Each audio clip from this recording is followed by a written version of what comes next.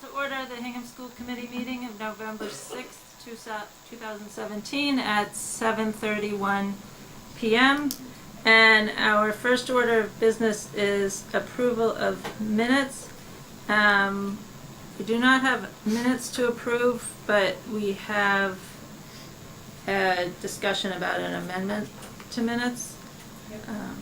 There's been some updates to the open meeting law, and we were reviewing those, and along the way we realized that one of the things we've been delinquent in doing is to attach a list of all the documents that are included in the meetings to the minutes. We actually have the documents physically, correct, Dr. Gallo, correct, in the files, but we're required to actually write a list of the documents. So this motion would authorize me as secretary to go back essentially to the September and October 2017 minutes and just write down the documents that were included in those meetings. So I will make a motion to authorize the school committee secretary, Cynthia Galco, to attach a list of meeting documents to the minutes of the regular session and executive session school committee meetings that occurred in September and October of 2017. I'll second. Question? Yes. What about the sessions that we had preceding September? Well, technically speaking, the statute of limitations is 30 days on this, so theoretically we could go back and add 2 years worth of minutes, but since the statute of limitations is passed on anything 30 days from now, before now, we figured September and October seemed like a good place to start. Okay. And moving forward, of course, we will do it with every meeting. But if there is a document from, say, April with this group meeting to September, they are available. Yes, Oh, yeah, absolutely. definitely. Right. It's just Just the minutes don't literally have a list. writing it on the minutes. Yes. Yeah. Of course they're available. Yeah. Okay. All in favor? Aye. Aye. Thank you. And we will talk about the open meeting law changes later in the agenda. Number 3, questions and comments. Audience comments are always welcome as agenda items are discussed. The school committee has set aside 15 minutes on this agenda to enable members of the audience to raise questions and make comments on any matter of general concern that is not on our agenda this evening. Individual speakers shall be limited to 3 minutes, and speakers are reminded that the meeting is being televised and are asked to respect the privacy rights of others. Comments against any individual are not allowed by policy 3.7.5. Does anyone have anything not on our agenda this evening? I just have a quick announcement. Can you come to the mic? Does it matter which one? No? I'm Jude Gustafson. I'm president of the Hingham Education Association, and I would like to cordially invite the school committee, members of the administration, and parents to an event that is taking place on Tuesday, November 21st at Marshfield High School. It's a special screening of Backpacks for Cash. It's narrated by Matt Damon. It is about public schools and what happens when they become privatized. And it is not just the Hingham Education Association that's sponsoring, it's every town from Hingham all the way down to Duxbury. Oh, So, I'd like to invite you to that. great. Thank you. Okay.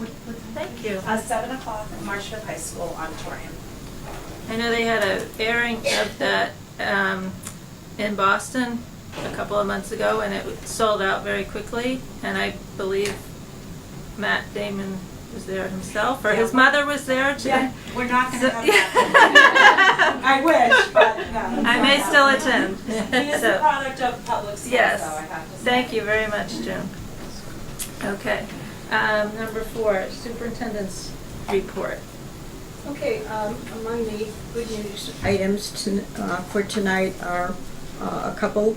This is one. A project here is a brand-new project, and it's sponsored by a GE and the Attorney General's office, and it's providing $2 million worth of materials that will be helpful in the drug abuse prevention effort that is around the opioid epidemic. So we got the flyer just last week, and easy to sign up, simply have to apply, and the materials will be coming later in the fall.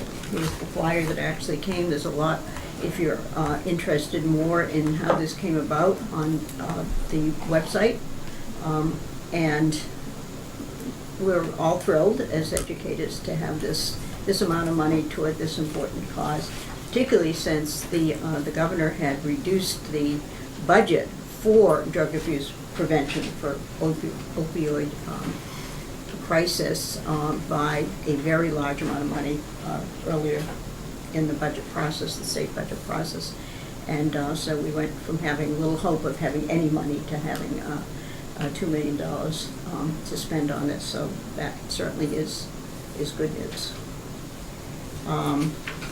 I also want to mention, among the good news topics, we had our first in-service day, K-12, actually pre-K to 12 in-service day recently, last Wednesday, as a matter of fact, and a lot of buzz among staff about the quality. I've included 3 things in the packet, and then I'll ask Jamie to talk a little bit about each one of them. Jamie had a very active professional development committee all last year. How many people in all? Over 40. 40 came regularly to meetings, after school meetings, to develop a plan. And that plan is actually in your packet. And as well, there was a survey that was developed as part of this. And then the offerings for this year, certainly facilitated in terms of how people sign up and how they get credits and record all of their professional development points that they need for relicensure and so on. There is a list of the many options that people had.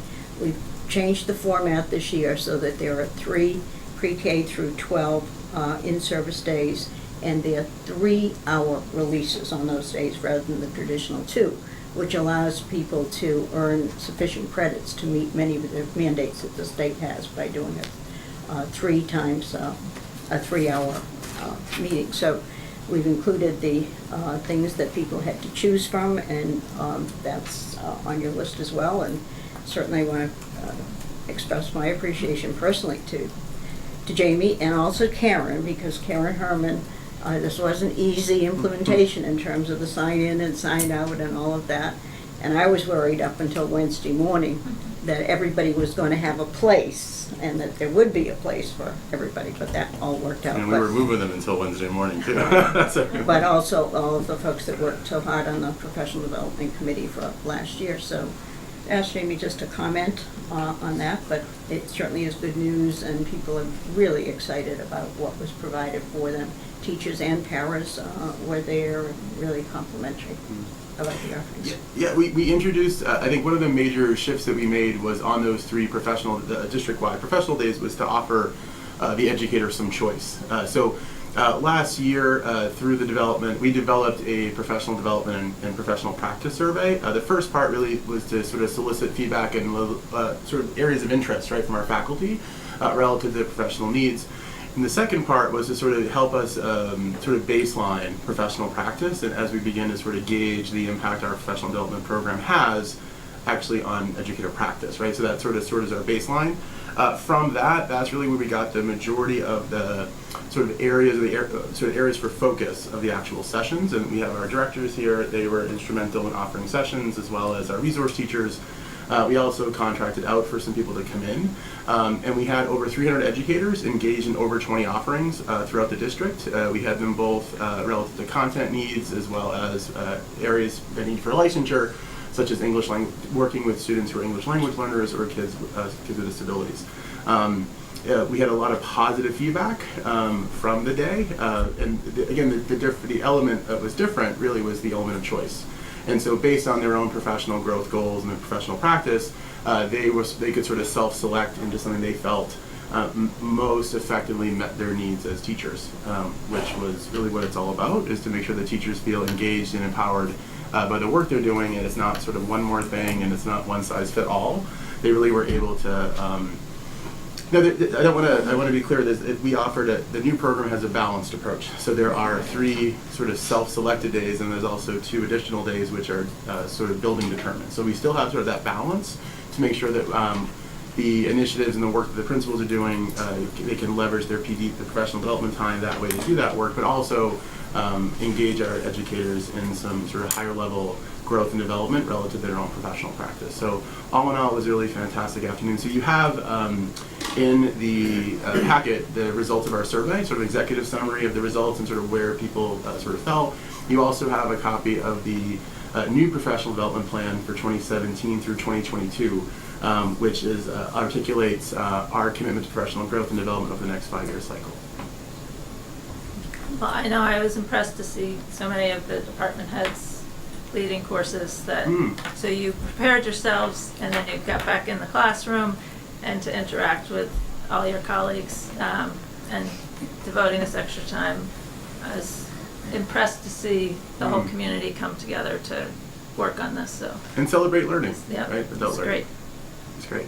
Anybody else? Okay, good. Well, we look forward as that rolls out and Yeah. the more More to come. feedback And the next day exciting. will be in January. Great. Good. Okay. Dr. Dow. We have November 1 enrollment here somewhere, and it's changed very little since October. Our enrollments don't change very much from one month to the other. But it is in your packet. There's really nothing to comment on about that enrollment.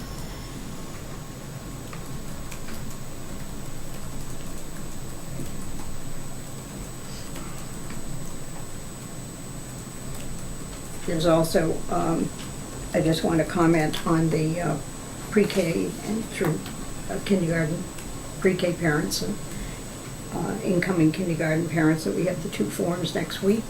Both of them will be here at Town Hall. One is on Monday morning at 9:30, identical forum on Wednesday evening at 7.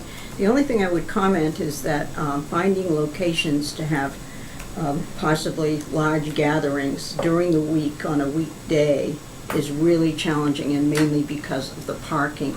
And that includes here. So we are having it here, but the parking will be difficult, and powers that be don't like parking on the main street, so please, I don't want anyone to get a ticket or some other citation. There is parking on Burr Road, along Burr Road, and so we hope that we will be able to accommodate everyone. That's not a similar problem on the Wednesday night. There should be plenty of parking then, but on the Monday morning, please come early and find a safe place to park. So we have put a couple of documents on the website, on our Hingham Schools website. There is a kindergarten page, and we put a couple documents there. I will also be putting there tomorrow or Wednesday the actual agenda, but mainly it's simply having an opportunity for parents to express their opinions about the starting age, and particularly around the issue of holdouts. There are some parents that are in favor of having that option. There are other parents who feel that's not fair to the greater public. I've received a lot of letters and emails, and all of those will be forwarded to the school committee. So if you can't come to to the forum, that's a good option for sharing your opinions. We will talk about what kinds of options might exist if we were to change our current practice. And as well, at the end, I know that we're likely to have a lot of folks that may be our first-time parents in Hingham, and so we'll hang around if people want to just ask some general questions toward the end. But the bulk of the time will be on reviewing the data, but hearing opinions. It's not a meeting where the school committee would make any sort of decision. We won't be taking votes, but we'll be talking about options. And how people feel about the various options, and then that will be the information on which the school committee will make a decision to make a change in current practice or not. But that is in their ballpark. This is simply to allow all of you at home and here to have your opinion heard. But as well, anything that you've written or choose to write will also be shared with the school committee if it hasn't already been. So we hope we'll have a good attendance, and it'll be a good opportunity for perhaps some of the newer folks coming along to meet some others. We've actually never done before before the registration, we've not had a parent meeting except in the first year when we were starting with the full day. So it's a good opportunity to maybe revisit. Maybe that's something we should do every year. Some of the issues we have are finding some of these parents. So we are sending out information to the local preschools, letting them know of the dates that they can share with their constituents, and also we've certainly sent it out on X2, and I'll do a reminder there, but that only goes to people who already have children in our schools. So I'm making a good effort to try to get everyone to be included. Yes, so we sent a mailing to the preschools asking the preschools to share the information with their parents of appropriately aged children. So, Great. Thank you. Number 5, communications. So we have communications received by the superintendent. There was a MASC, which is a Massachusetts Association of School Committees legal alert about the revised open meeting law update. and that's in your packet. Yeah. So the open meeting law was revised by the Attorney General effective October 6th. And just for the school committee, tonight we were invited, they're doing some regional trainings around the state, and tonight Senator O'Connor invited us to a meeting in Norwell, but unfortunately we're all here together. I wanted to let you know that the state is also conducting some webinars, and I signed up. There's one tomorrow morning at 9:30, so if anyone wants to come to my house and join me, you're welcome. But there's also one Thursday, December 14th at 5:30 p.m. So I can give you the link to the website to register for that. If the Tuesday is the 14th. Is it Tuesday? Okay. December, We'll look into sometime in December. Oh, December 14th. Yeah, Okay, December got it. 14th. Okay. But, and then there's a PowerPoint that goes with it, so I can share that with everyone after tomorrow if it feels relevant. Then 5.2, student communications. Yes, Emma is here. Hello. First off, for a fall sports update, all the fall sports teams made it to tournament this year. The fall football team took a tough loss to Duxbury to knock them out of the tournament, but on the happier side, they will play their traditionally Thanksgiving Day football game the day before at Fenway Park.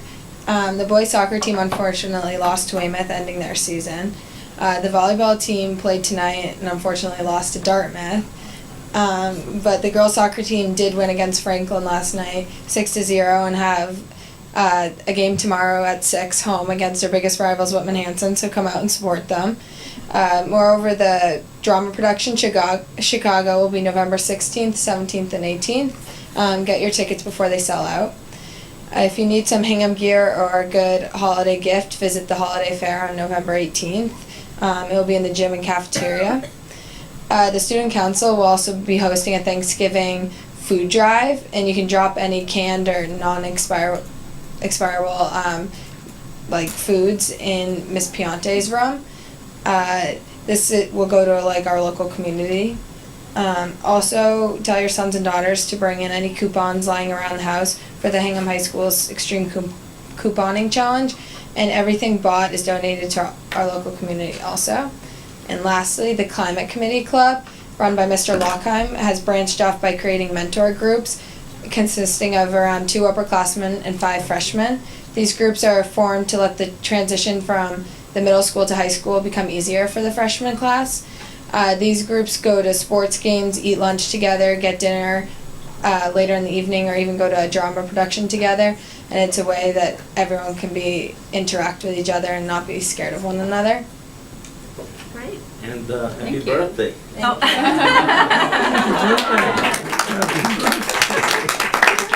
Thank you for spending it with us.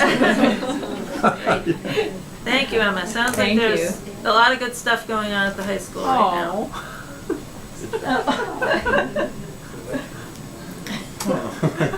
I get it now. Then, other communications? We have in your packet, Doug Foley's monthly report of the things that he completed in October and then the things he has planned for November. And he's also planning to do an overall kind of recap of the amount of money that we've saved in reimbursements and those kinds of things for the next month. And we have the high school and middle school transition room reports, the monthly reports that are in your folder as well for your review.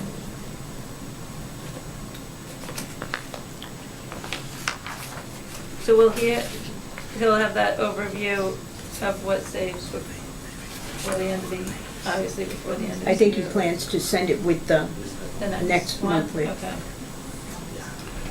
Liza? yes. While we're waiting, Emma beat me to much of my announcements, but just since Mr. Swanson is here, the boys' football team will host Stoughton this Friday night at the high school, and I'm just wondering if the time has been determined for that game. Friday night. Oh, okay.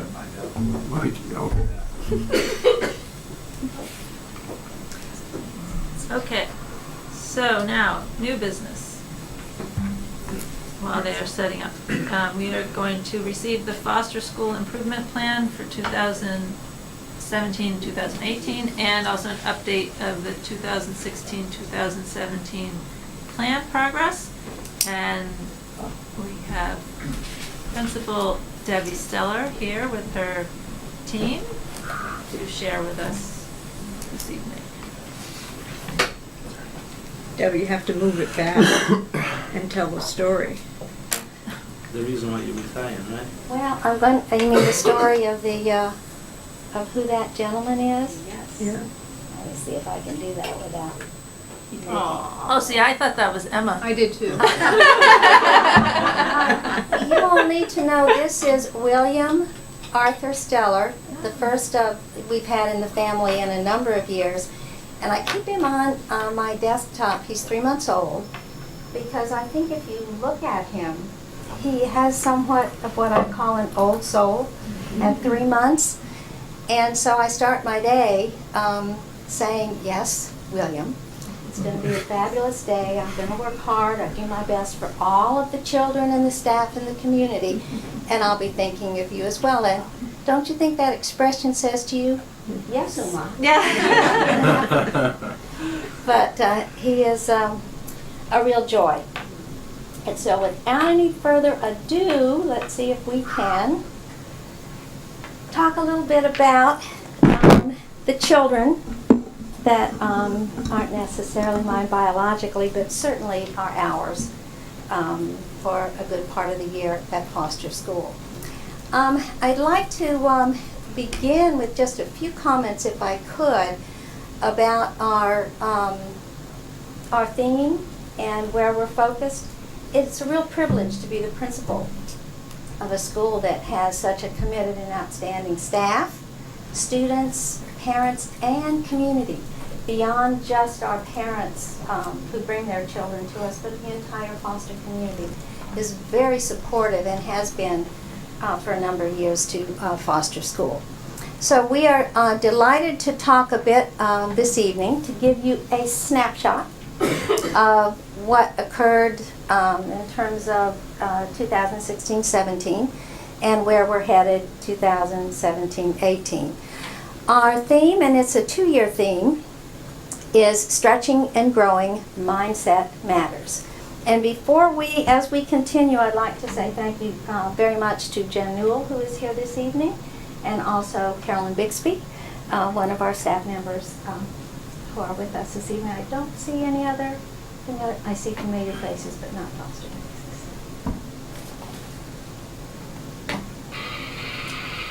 It's a drum roll because you're going to be seeing now the excitement of what is happening. At Foster School in our school improvement plan are we okay? Yeah. we have had a consistent goal focus over time, and that we look at 5 general areas, and we do that purposely so that we're talking about a balance of experiences for the children. And so our goal focus is not only looking at literacy and math as core curriculum areas, but looking at us as a community of learners and how children are reaching potential. And that is not just the academic piece, but the social and emotional and the relationship building that occurs. We always also have a goal focus on community service and service learning. It's essential and been an important part of foster school for a number of years, and also to global awareness, primarily reuse, reduce, and recycle. And so with that, I would also share with you that the photos that we have are photos from this year, not historical, so that you can get a snapshot also of what we are actively engaged in. I would like to take just a few minutes to talk a little bit about, if I could at this time, I know that Jamie is making a comprehensive presentation about our MCAS results on the 20th of November, but it's important, I think, for everyone to understand and know that that's one piece of a number of things that we always look at in terms of our students and their performance and their steady growth. And we are delighted to say, particularly since we've transitioned to MCAS second generation, how you look from year to year is a little bit different this year as we're looking both curriculum and instruction-wise in planning for the year. And that is, we are delighted to say that our overall achievement, we, in terms of numbers, there are 934 elementary schools in the state of Massachusetts, and foster school this year is number 30. And we moved up 78 positions from last year, which we're very proud of. We also had a reduction in the number of students not meeting expectations, which is what historically we called warning students. And we are endeavoring at this time to really look at what do we need to do differently, both curriculum and instruction-wise, to make a difference so that our children can continue to make continuous progress. So that's just a bit of a snapshot.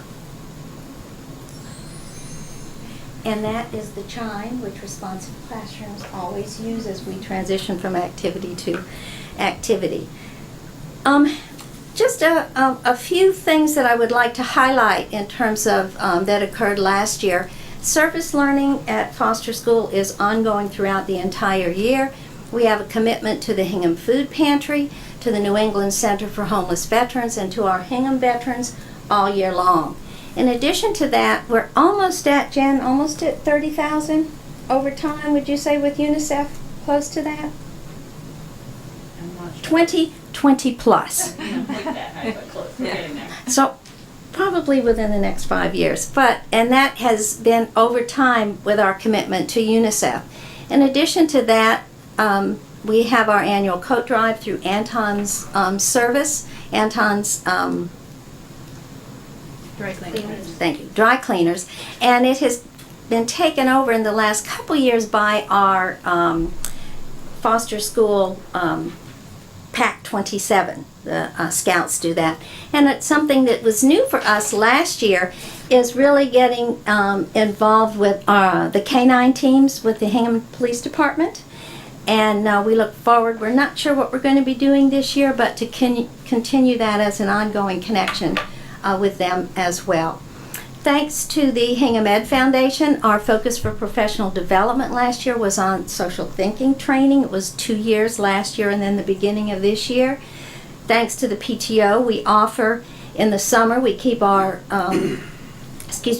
library open, and our library is also our tech lab, and the PTO pays for us to have a summer literacy, keyboarding, math coach. So you can get, you can come into the building if you'd like, several days a week, or if you want to, you can email and get responses, because we also have a number of programs throughout the entire summer that children can continue to work on at home. In April to bring up that area of interest for us, but really an excitement and joy for is poetry in general. So we have our annual Poetry Palooza. Thanks to our collaboration with the PTO, we have our Spirit Week. We have for several years now had a very competitive battle of the books, and it's between our 4th and 5th grade students. Last year the 4th grade won. Who knows who will win this year? It's always an exciting time. Children read books independently in teams and prepare responses to questions in teams, and it's really an exciting time. Although originally there was disappointment in our being a level 2 school for the very first time last year, but out of that came our 2-year plan for the acceleration agenda, which I think it really looks at all of the children and accelerating all of the children. And so we completed last year a comprehensive planning model with our classroom teachers, along with support from our specialists. And that moves on to this year as well, with some tweaking of some things that we will continue to work on. In the summer, we have been interested in STEM at Foster School for a number of years, and continue to offer that outstanding National Program Club Invention at Foster School, and it's taught by our historically it's been taught by our 5th grade team teachers. We invite also students from within the Hingham district to join us. The winter months we have Foster Plus, our Green Team, and Math Olympics. Again, just a snapshot of the kinds of things that are happening and the kinds of things this last year that are important to us. When we're looking as moving forward in this year, and this was our picture from this fall on our bike and walk to school day, our service remains fairly consistent. We have added, thanks to Ms. Tolman and to Ms. McGrath, we have developed a relationship with a Texas after-school program, of which they were devastated and lost everything. So we're in the process of connecting with them. We hope that as we are able to help them in reestablishing the kinds of things that they've had for families that are in great need for after-school programs, these are really essential after-school programs for the children, that we're doing it a little bit differently, from a different approach, and I would spend time with you about that, but it's so that we're able to get things to them without spending a fortune to get them there. So so the money can be focused on the families and the children and their needs rather than what we need to mail. So our service again for the year, there's several things in our study group, and whether it becomes several study groups or small groups or one group, because we're still in the middle of those conversations. And one is really having to do with closer reading. 2 years ago we had Nancy Boyles come and talk to us about the impact of children in reading and being able to read closely, and specifically in their reflections, and being able to not only gather information from their reading, but to be able to apply what it is in responding to questions or to make multiple comparisons. We have had informal conversations about growth mindset, but that is our theme for the next 2 years. We thank Carolyn Bixby because Carolyn is our leader in growth mindset in the school, in terms of books that she has read and the way that she has made contributions to us as we move forward with that being our theme. And then last but certainly not least in importance is resilient learners, and that is taking an opportunity to sit down and reflect on what we have been reading over the last 2 years on trauma and anxiety among our children, and what are some strategies that we can support children and families. So many of the things you'll see that we're focused on at Foster are also district initiatives as well. We have finished up just recently our social thinking professional development. which was an eventful opportunity for all of us together, and it becomes part of the myriad of strategies and opportunities that we support children.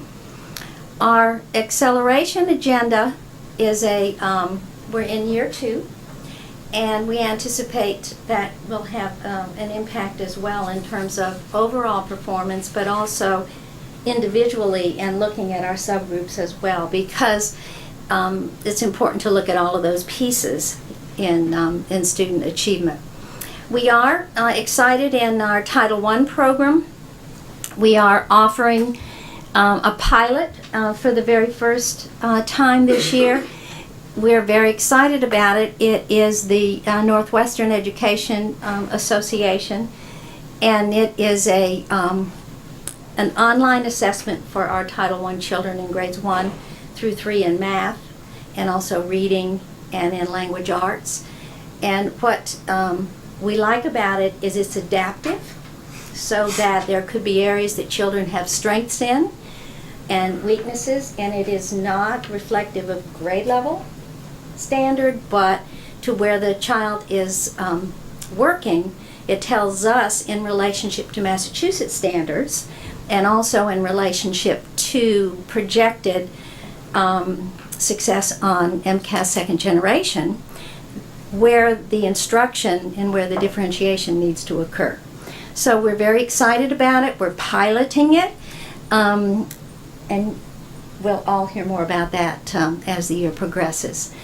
We talked already about our walk and bike to school day that occurred in October. And there are 2 things back to back that are an integral part of us at Foster School, and that is our homework club that we offer 3 days a week, which really dovetails into habits of mind and building that resiliency, that responsibility, the importance of completing tasks, and how that fits with what Miss Newell and I do, which we call Back on Track, which is something that we offer children who are struggling with a number of missed assignments or struggling to get projects and things done. Then they stay with us, and we help them with specific strategies and hopefully put them on the pathway of success. And our Foster's Finest, which really was under the leadership of Miss Newell, initiated right at the spring of last year, but really in full swing this year. And that is that we are all, of course, Foster's Finest. That's been with us since the 70s. And children get little sheets again, focused around our core beliefs as a school. And so children get those. They take them home.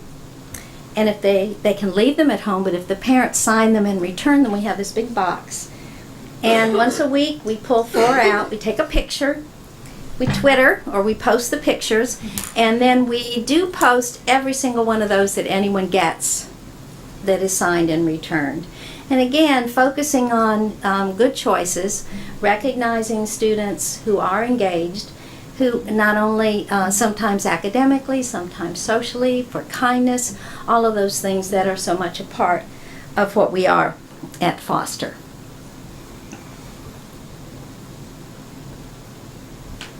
Maybe.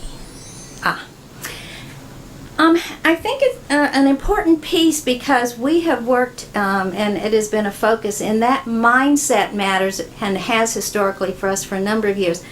Are those not the cutest kids you've ever seen? Almost as cute as William. This is a picture of 4, one of Foster's Finest. And I mean, does that not tell you something, that someone has their arm around someone else who's much younger? Again, it tells you a little bit about who we are.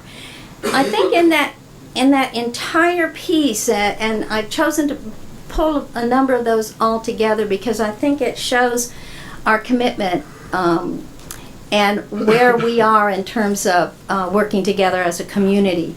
And we of course have our Steps to Respect and Second Step program.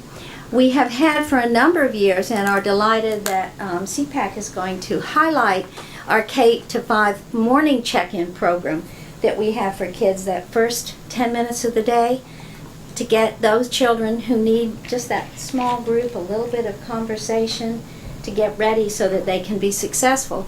And just recently in grades 3 to 5, we've initiated an afternoon checkout. And the reason we've initiated at grades 3 to 5, and this is for both regular ed children, or it can also be for our special ed children, is that we have done a lot of check-in right at the end of the day. Does everybody have everything, that they need for their homework? Do they have their books? Do they have their supplies? Well, that doesn't build empowerment, and it doesn't build children being able to do those things as independently as we would like. And so we have expectations and plans for development in the sense of what kinds of things we're teaching children at grade 3, 4, and 5. Basic things so that there's a little bit of time for teaching. But at the same time, it's, okay, let's see, what do we have?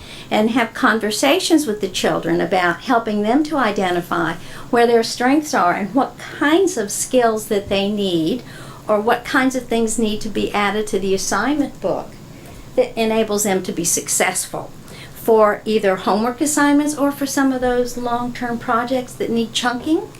And how do we help them, to be able to do those things themselves over time.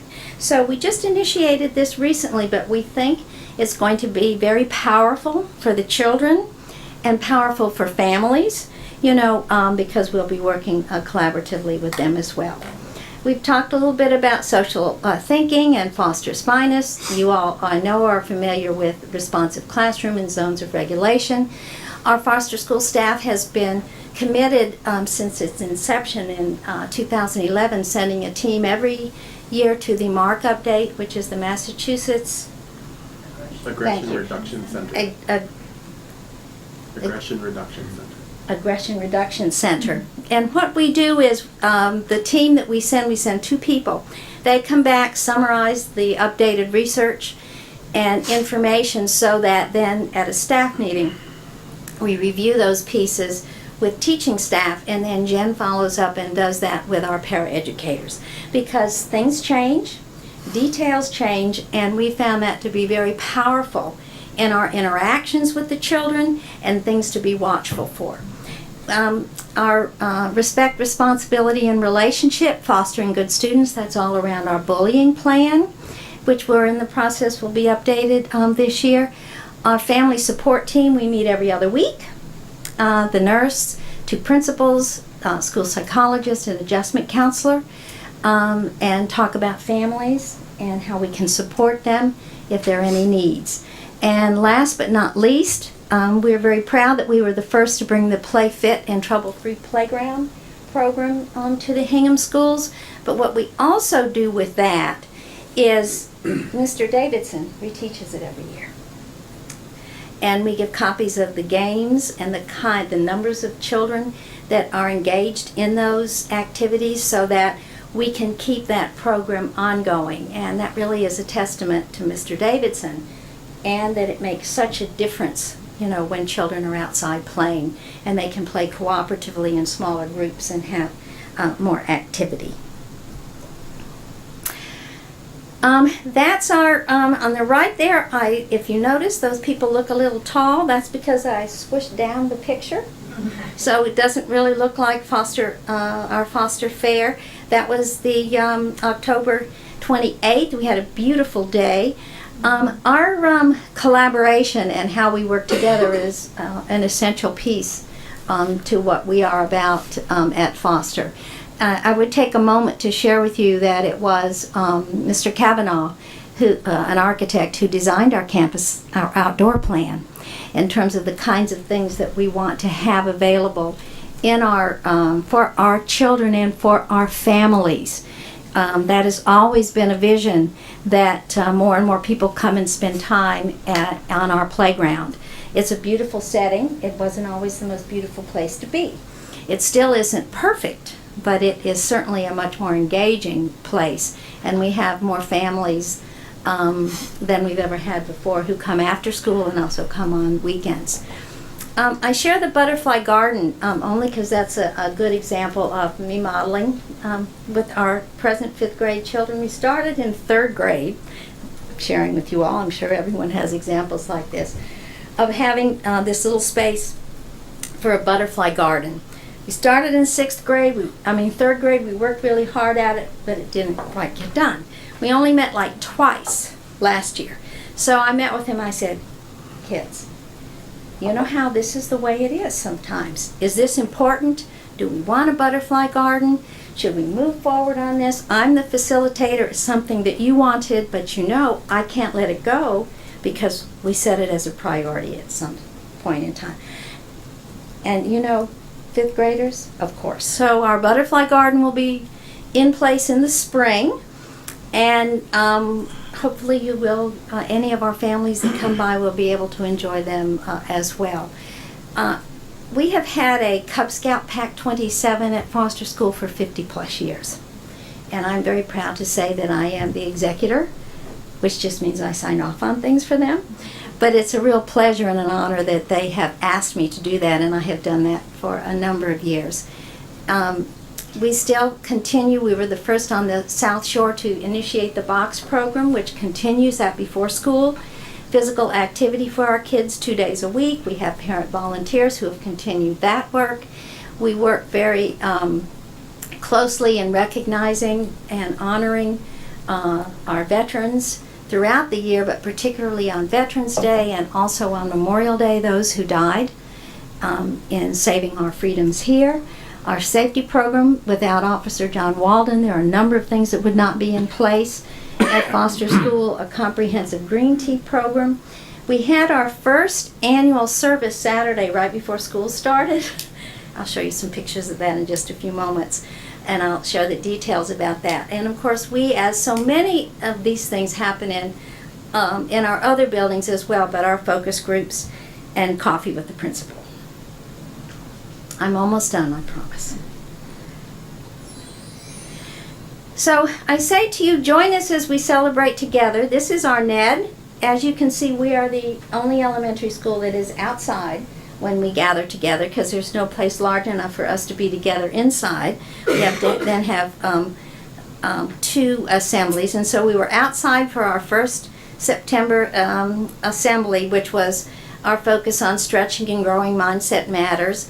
And we had the NED program come, which also, I know Melissa also brought the NED program to PRS as well, which means never give up, encourage others, and do your best, along with some tweaking to go along with our theme of mindset.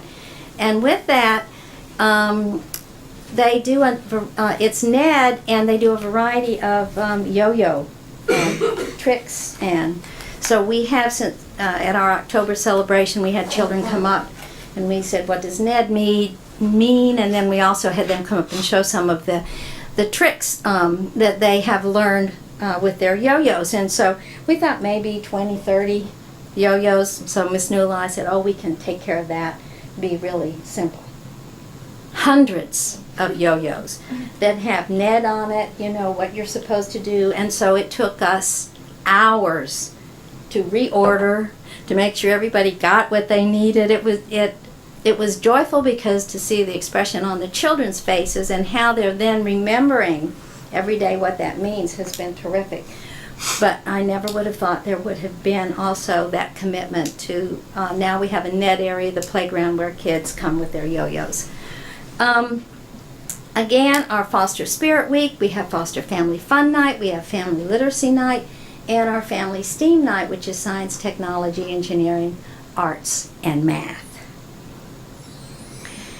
So, follow our Foster School activities, weekly Foster Facts, website, Foster website, Twitter, the Google Calendar, PTO website, Facebook, and newsletter, and if I could, I'd have it be flashing here.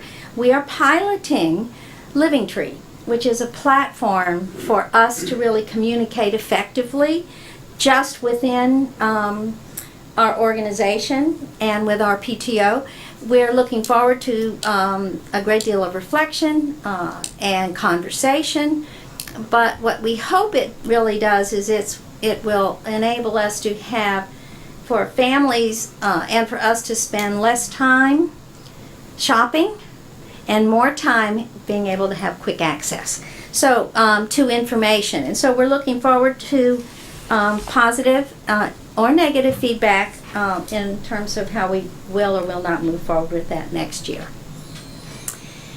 And so I end with Fall Fair. Do they not look like they're having a grand time?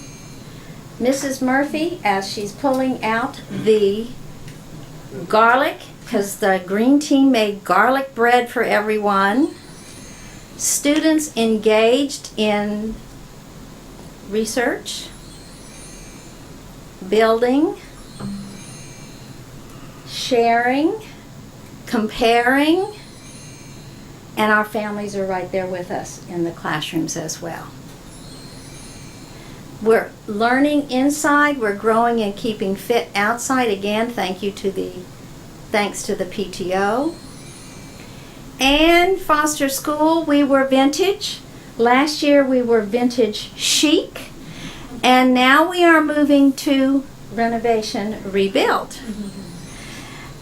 A reminder that in the fall of 2016-17, our PTO and had such a commitment to really a lot of painting, a lot of landscaping that took place, along with our PTO partner Sidekick. And so, as you can see, the gray in the fall of 2016. The Sidekick and a lot of parent volunteers, we did a lot of landscaping and the gray painting there. So part of our service on that Saturday is, and I asked you, what kind of fabulous families do we have? Saturday, right before school started, we painted the rest of the bottom of the school that needed to be gray on the, and now you can tell I don't know north, south, east, west.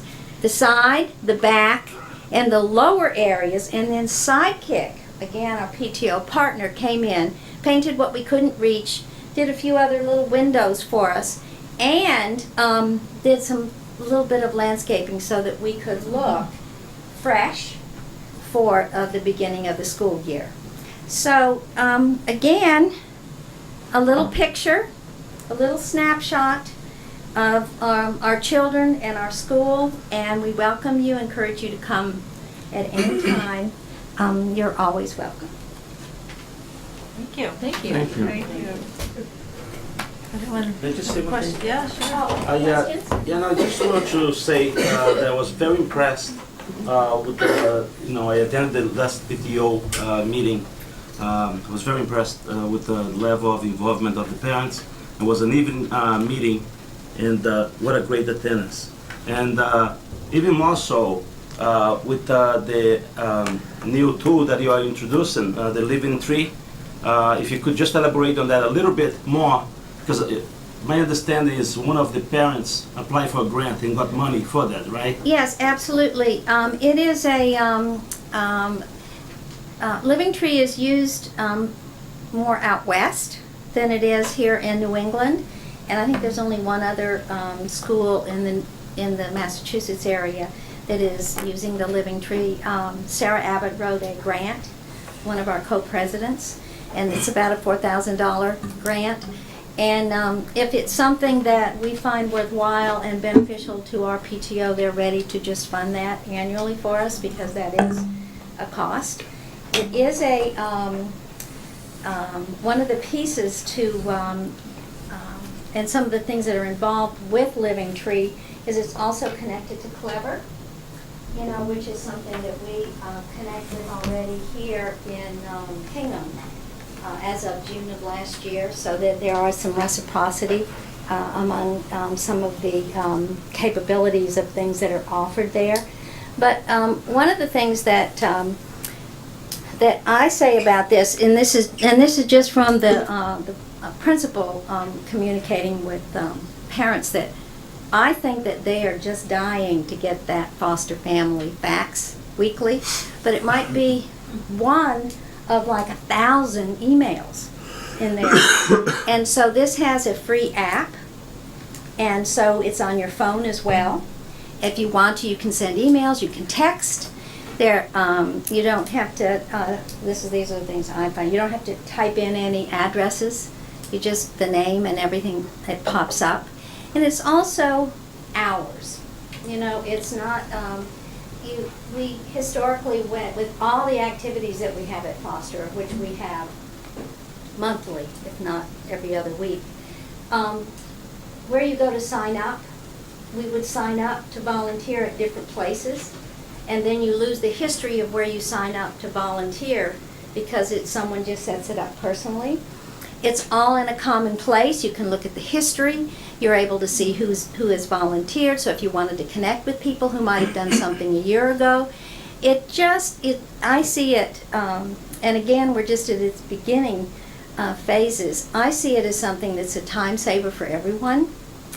And it allows some flexibility in that it's also hours, and you can only be a part if you are invited to join. So that if parents have some things that they might want to discuss just among parents relative to how that is set up and organized, sometimes what can occur is you get, well, you all know more than even I do, on how you get multitudes of correspondence, but then you have to go through it all before you ever can find what you really are looking for.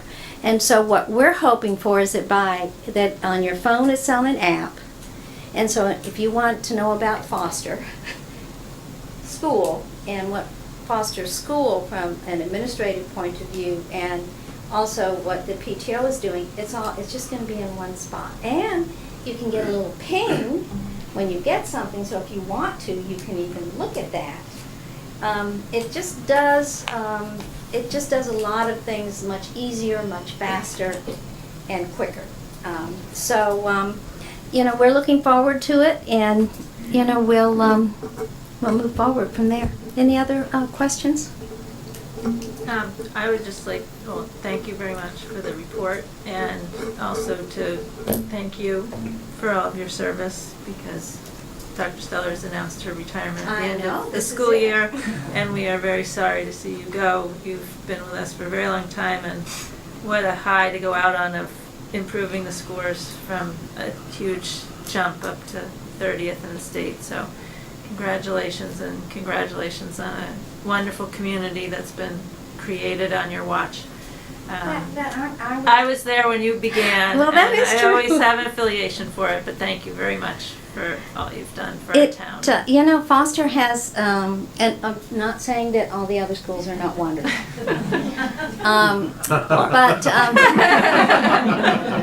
but Foster has always had a bit of what I call a charm about neighborhoods and relationships and discretion, about how we support families in need that no one would ever know we do, and how we do it. And I think that has been just who we are. And what I love to see is when parents come in, particularly what we do for our families at the holidays, and because we still do gifts and deliver gifts and dinners and all of those things. And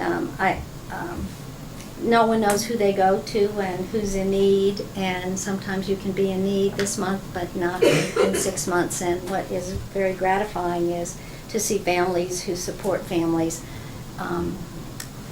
in a discreet way, so that you can be a part and be engaged, and not have that sense, that added sense that it might be financially challenging due to all kinds of things. And I would like to end by saying the other thing that I'm sure this would I don't know where this would happen in the United States, but a number of years ago we had a significant loss unexpectedly of one of our mothers, and we do a walk every year for her still, and for 2 years, discreetly, without any conversation, we provided dinner for that family.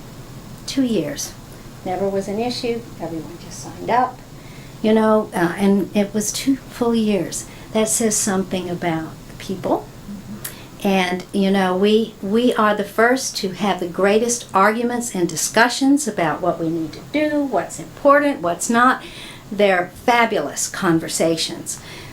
But it is a committed community, and I think that was there before I arrived. I'd like to think I was able to maintain that as well. So, Yeah.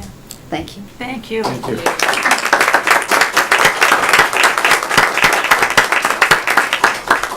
And before we leave Foster, on a related vein, two things. One is that we are trying to finish up the formation of the search committee. And so we will be needing 2 school committee members to serve in that committee. So I would suggest you let Liza know of your interest, and she'll be forwarding some names to us. Next week are 2 meetings at the building that are forums to help develop the, what do we call, the profile of the ideal candidate. And so 2 meetings going on next week at Foster, and Jamie's heading that search. I would also mention that we, on Friday, got the long-awaited MSBA report. They were at all of our buildings last year and at buildings all over the state doing assessments and evaluations, and finally the report came out. I didn't print it out because it was something like 35 pages long, but it is very interesting reading, and in addition has ratings and categories for every building that they visited, in categories like the environment, like the capacity of the building, and then the general condition of the building. So I did send the report electronically to the long-range planning subcommittee because I knew they would want it, but if any of you also would like to read it, I'll share it electronically because it's a lot, and it's heavy, and it's trees and so on. So let me know if you'd like, if you would like that. Okay. Thank you. Okay, 6.2, we have been working on a 5-year financial vision. These are extra copies for the audience.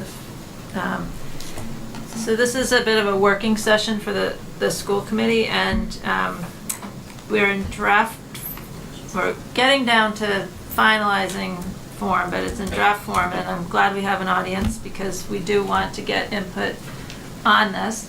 But what we've been working on is a 5-year financial vision. And maybe we can put on that. And I do have a draft PowerPoint that will be easier to see, but we know we have to look out to the future, and what are the challenges and opportunities that Hingham Public Schools faces, and how do we consolidate it all into a cohesive message to share with the community and the Board of Selectmen and the Advisory Committee and everyone that's in town meeting to help us get the money we need to do the important work that we want to do. So this chart is a summary, and then maybe Dot, if you can pull up the PowerPoint. Mm-hmm. So for the school committee, we created this chart. We've been working on it for a while, and in our September planning meeting, we tried to refine it. And then what I did was Cynthia helped me tremendously, and we put it into more of a presentation, and this is still a draft. But I can help, this will help, so I'll talk through this, and it is to talk through that chart. So the Hingham School Committee, together with the superintendent, is committed to carrying out the vision, mission, and core values of the Hingham Public Schools.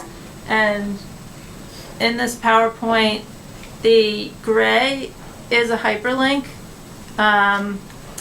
so that when somebody's reading this PowerPoint, they can click on that to see the actual vision, mission, core values. This is focused on continuous improvement in student achievement, effective administrative leadership, high quality instructional programs, and strong collaborative partnerships with families, the community, and our students. And then next. The Hingham Public Schools has a 2016 to 2021 strategic plan focusing on 5 key, the key values. As I said, this is a draft. Student learning, professional practice and culture, student well-being and safety, communication and collaboration, and financial asset management. And our role in the school committee is to focus on finances for the schools. And so goal number 5 is to ensure sustainable sources of revenue and create operational efficiencies to fund teaching, operations, maintenance, renovation, and other facility needs that will need to support district goals. So this 5-year financial vision is in support of that 5th goal. So you can go to the next slide. It should be on page 3. Can you go to page 4?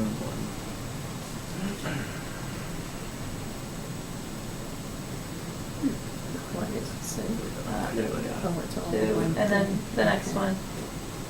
That's right. There we Sorry, go. I didn't realize it's all No, one document yeah. as opposed to discrete slides, so Yes, I'm it's picking the slides. Google Drive challenge. So as I said, so we've been working on this 5-year financial vision document. And it's designed to share with the community what we've achieved in recent years, also to talk about what the state requires us to implement, the challenges we face, and the opportunities ahead. And we've focused on the question to answer is how did the Hingham Public Schools sustain, continue developing, and explore opportunities to innovate today and in the future. And go 4. So,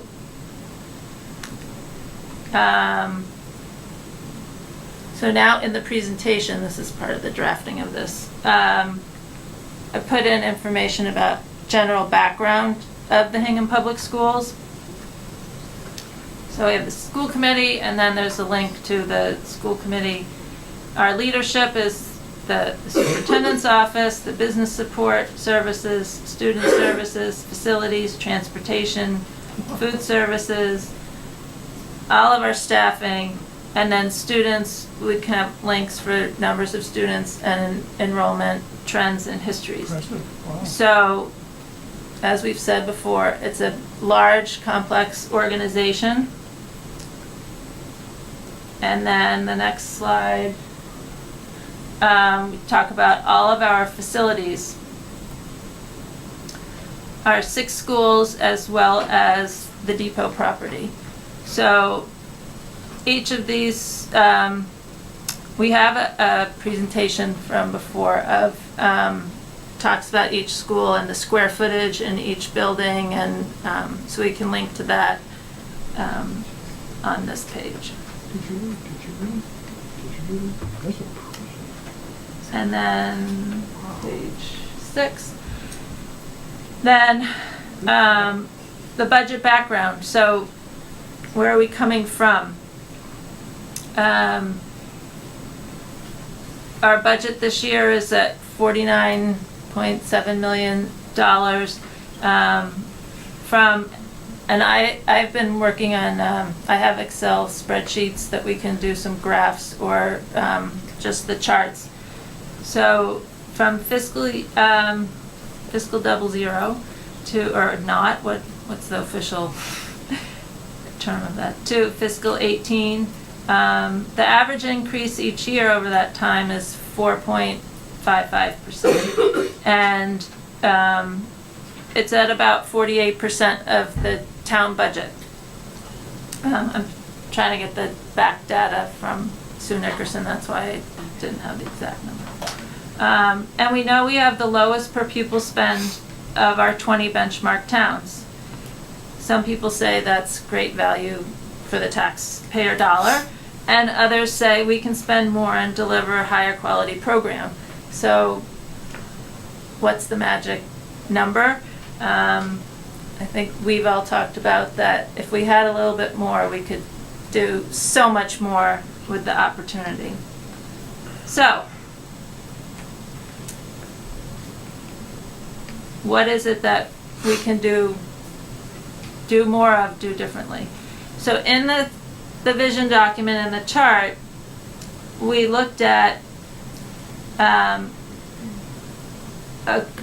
the rows are in categories of how do we sustain and maintain our high-performing program in a financial sense, how do we maintain level services, continuing development. We know we have pressures on the program that require additional resources.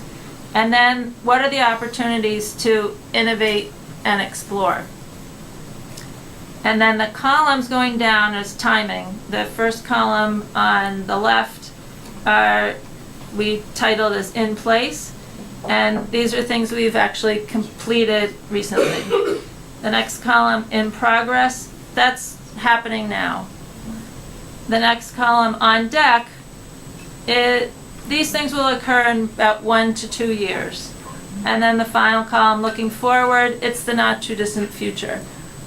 We didn't identify specific dates because, as we know, things ebb and flow, and we don't want to lock ourselves into specific timing. But we know approximately some we may achieve sooner, some may take a little longer to achieve, but we know that's where they are. So,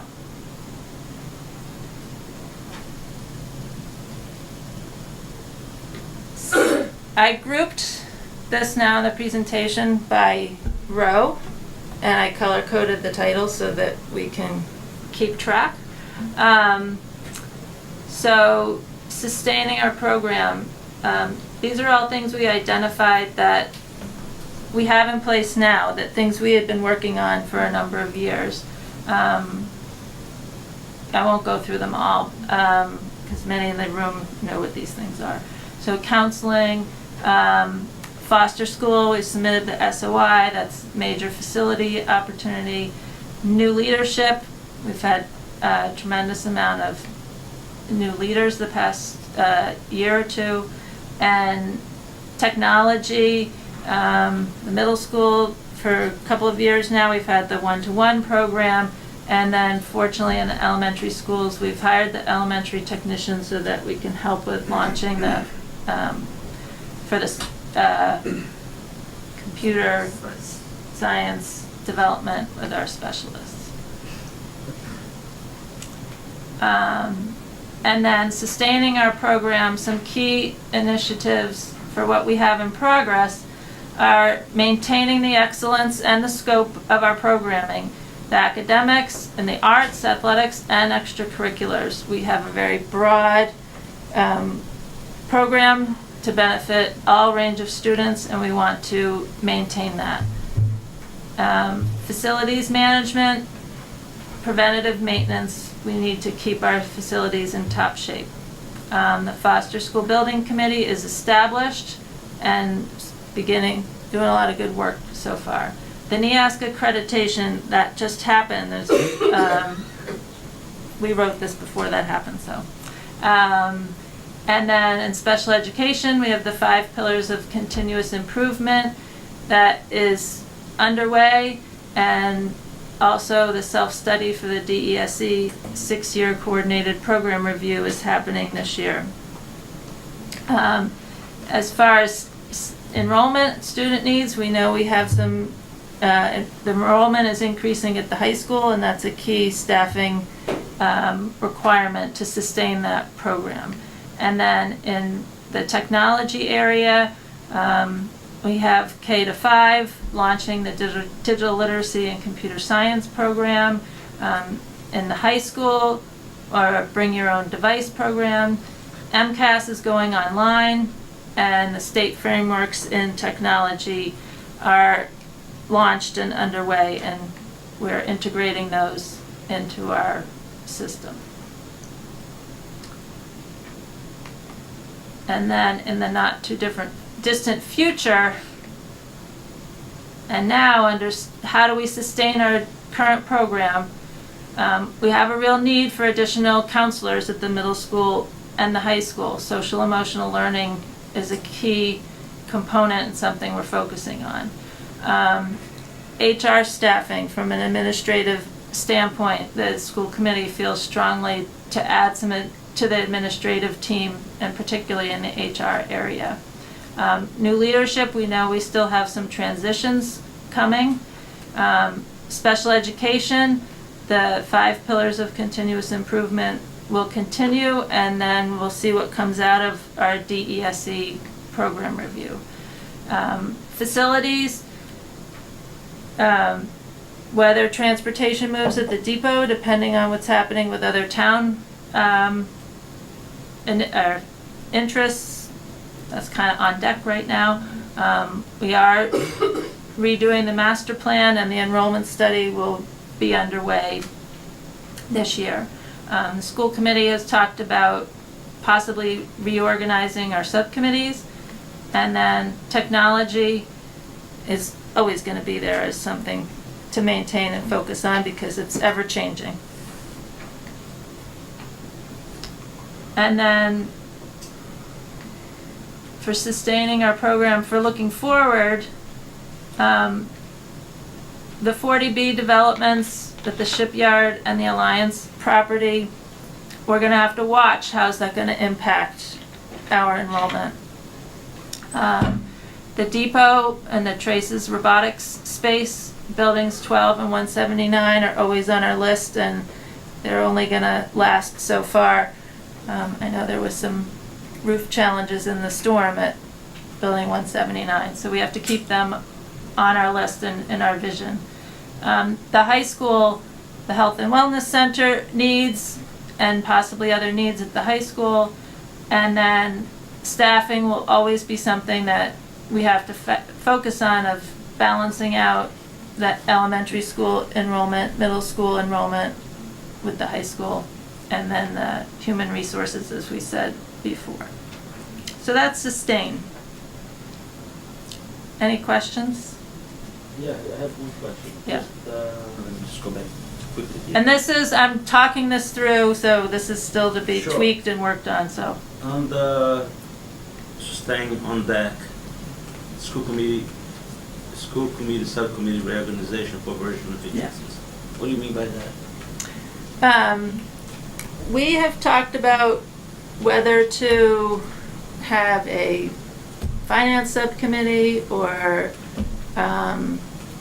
do we need to reorganize, salary negotiations? If we hire an HR director, how would that subcommittee work compared to policies, doing a lot of financial review things or long-range planning changes? So that is just something on looking to the future, that depending on how administrative staffing works out, do the subcommittees of the school committee need to adjust accordingly. Thank you.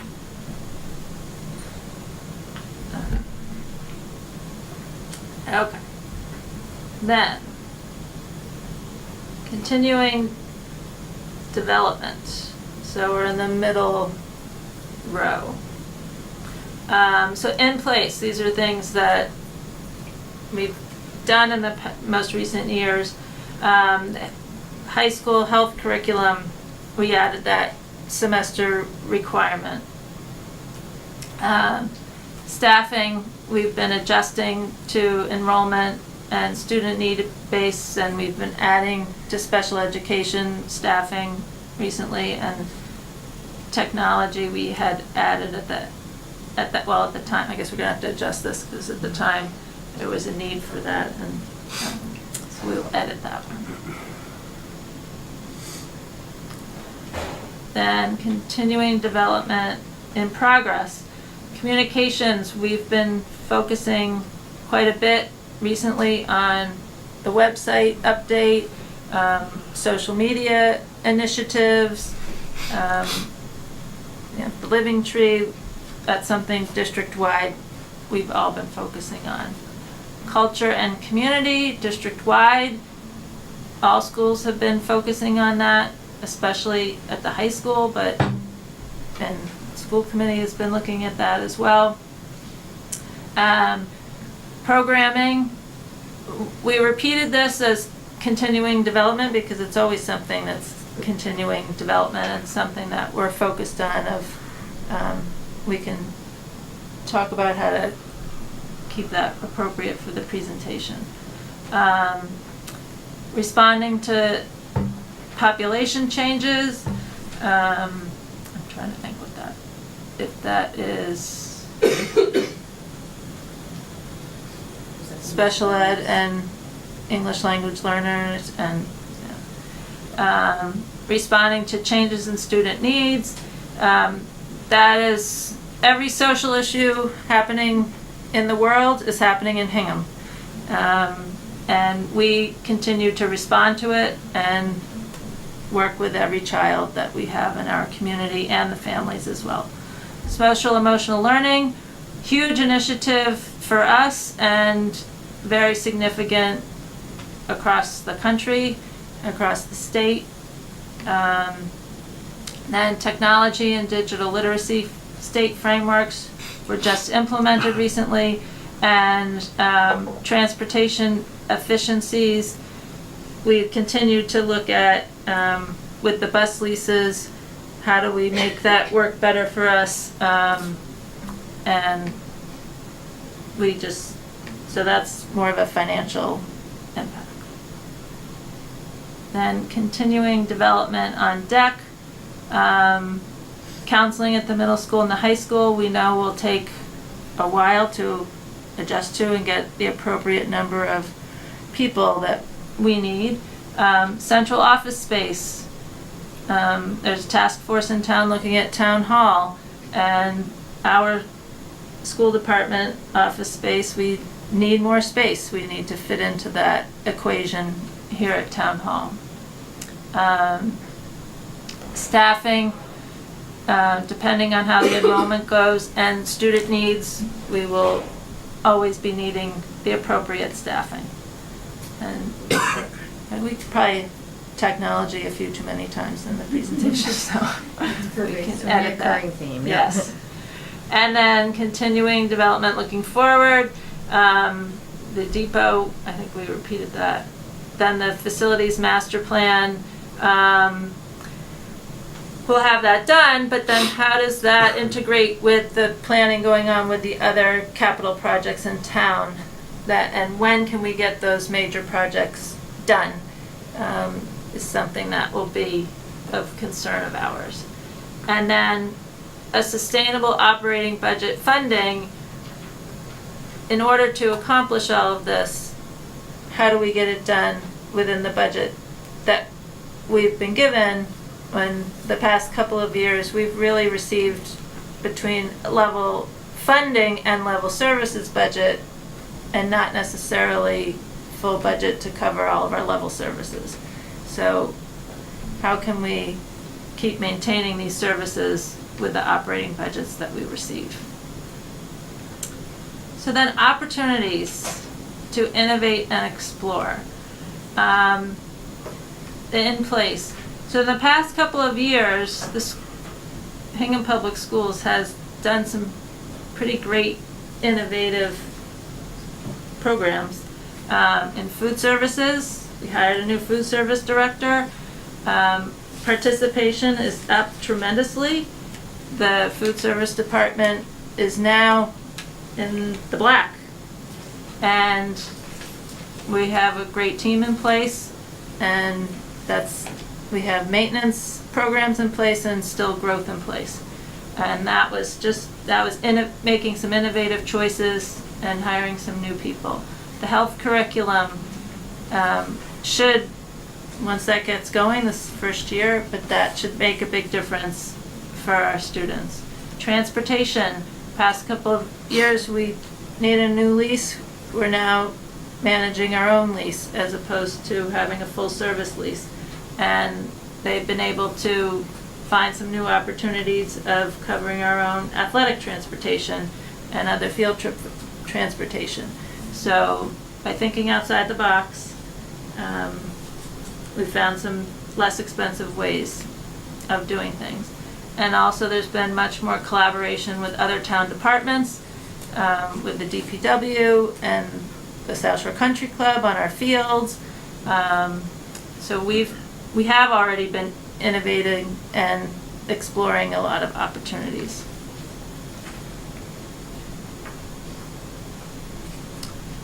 So then what's next? Communication. We want to look at the website. What can we do differently? A lot of these we repeated, so we'll have to figure out the story on this if you guys can help me.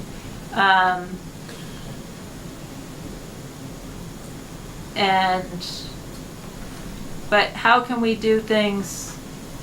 I guess with innovate and explore, what we've been talking about is we don't just have to do it the same way we've been doing it, but we want to look at what are the opportunities of doing things differently, and it doesn't necessarily just mean more money, but the opportunity maybe invest a little bit of money, and that can initiate doing things in a different way, a more effective way. Then we can move to innovate on deck. So those are, we gotta tweak this part a little bit, but, and then innovate looking forward, the depot buildings, the facilities master plan again, and then full day kindergarten, whether that gets fully funded, so that there's no tuition charged at all. That's something to look at looking forward. So that is the chart.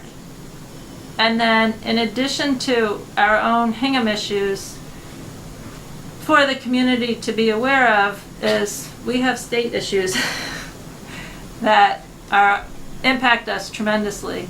The commissioner of the DESE, Department of Elementary and Secondary Education, unfortunately passed away, and so the board is hiring a new commissioner, and that's targeted for early 2018. MCAS 2.0, we're in the first year of that. The curriculum frameworks that are new or have been revised most recently are computer science and English language arts and math.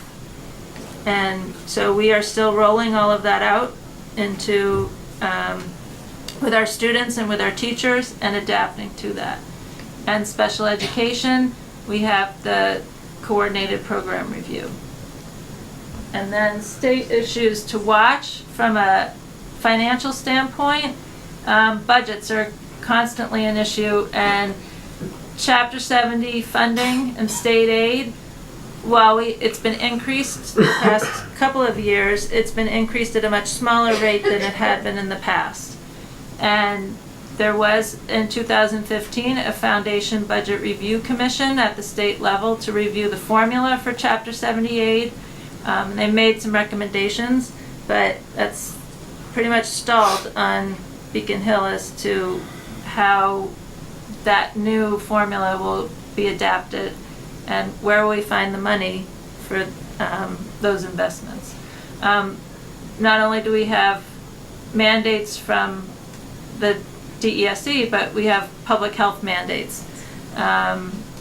Recently, with the opioid epidemic, there are demands on us for the in-person surveys. Has that actually happened yet? We haven't heard anything yet on that.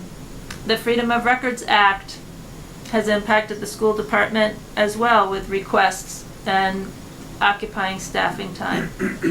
And then potential 2018 ballot questions.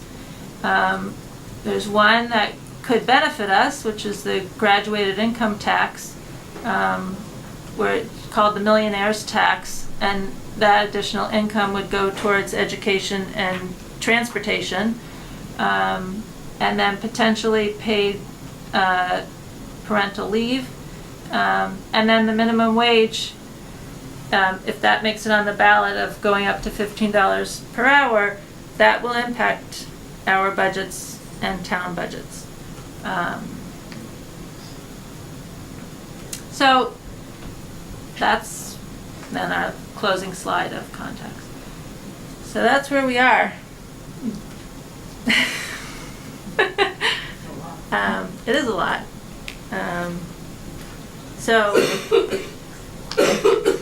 we have some tweaking of getting the message done, but you know, this is what we want to be able to share with the community and get some input and get some support for getting some more funding. But,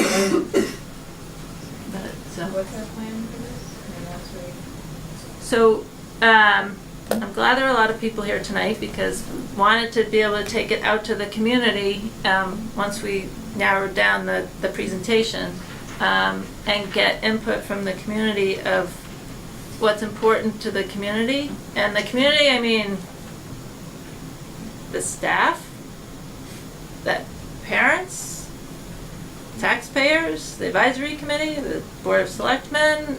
You know, everyone will look at this from a different angle and their own individual priorities. And I think if we can get as much feedback from people as possible to understand where we are and see what's important to most people, and it's also to educate people of, you know, what are the challenges that the schools are facing.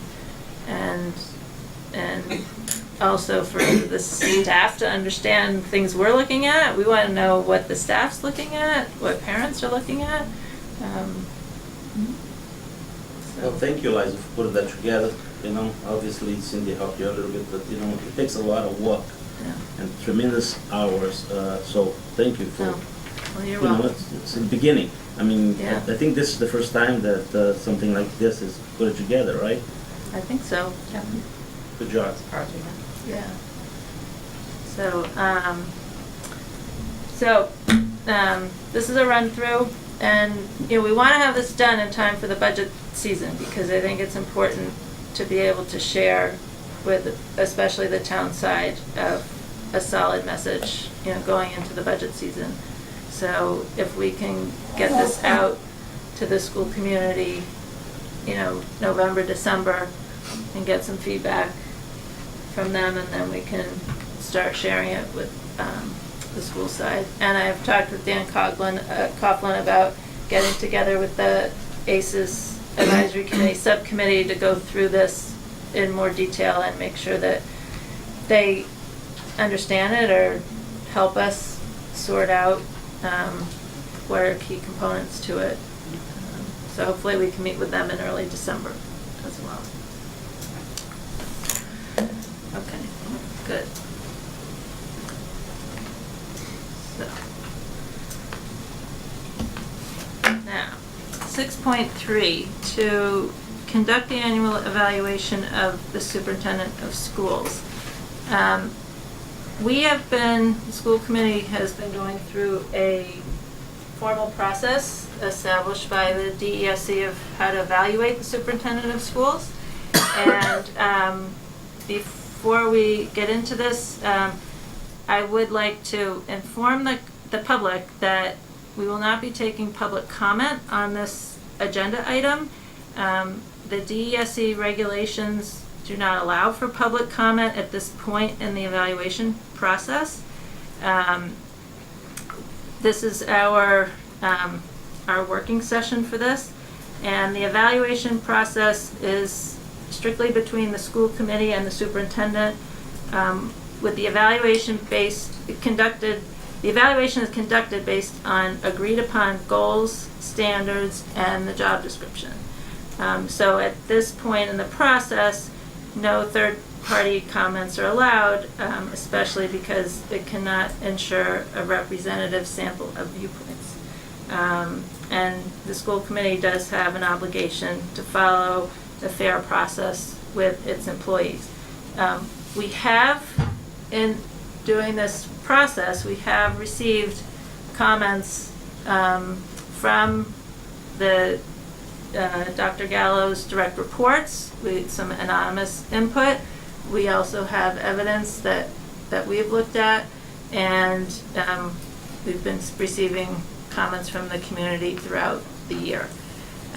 At this point, we all filled out individual evaluations, and tonight we're talking about the summary of all of the individual evaluations put together. And I, as chair, as my responsibility was to draft a summary comments, and I've shared that with the school committee, and so we are to discuss the summary and agree to the summary, and then once we've agreed to it, then I will read the summary for the public's knowledge and voted on it. So, does anyone have anything on the summary that you noted? I think that based on being able to, review the background documentation that you had to do the summary, you did a great job. I mean, it really highlights the positives, but, also incorporates some of the issues and concerns that people raised. I thought it was really well drafted. I would agree. I think it's very balanced. So, I need a, Well, let me jump Yeah. in, I'm sorry. Are we finished with, are you going to have public input, not public, but committee input? yeah. Well, I'll be honest, I'm troubled by the conclusion as well as the recommendation. I think if there's one person that represents the success of the Hingham Public School with a lifetime of commitment and a career of success, it's Dr. Gallo. To me, I'm troubled by the proficient versus exemplary. My sense is, regardless of how the committee votes, Dr. Gallo is exemplary in my opinion, and frankly to most of the Hingham community, public as well as the educational. And I hate to differ from my colleagues, but I cannot support this proposal. As I hope I made the point clear on my review. Yes, and each person does their own individual review, and this is to be a I understand. summary of all of them. So,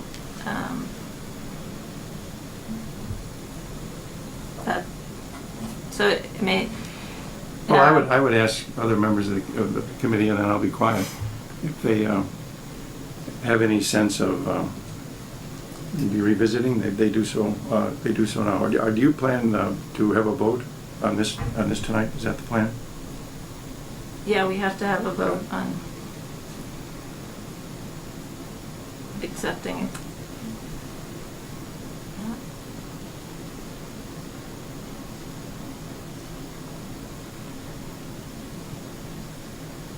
Again, I mean, this is a summary of what we have stated. Mm-hmm. You know what I mean? And I'm sure you rated based on the numbers of answers that you read, and also taking into consideration Dr. Schreier's answers. So Good. Very good. this is just summarizing what we have stated. Yeah. Most importantly, on the evaluation is the person being evaluated. If the person doesn't agree with it, obviously she has a right to raise that. And if that has not been done, I would, recommend that, that Dr. Gallo, raise that with us. And if needed be, that we go into an executive session to discuss this in depth, so be it. I did review it with her in advance of the meeting, and there was one thing that she raised about providing evidence, and I informed the individual who wrote that, and they modified their individual review based on that. Just as a technicality, I don't think you could go into executive session. I think that it Oh, with your, must be. obviously with your agreement, yeah, that's correct. Yeah. With your agreement, because you're the person being evaluated, then I believe we could. But obviously, we couldn't do an on because you are the person being evaluated. You're right.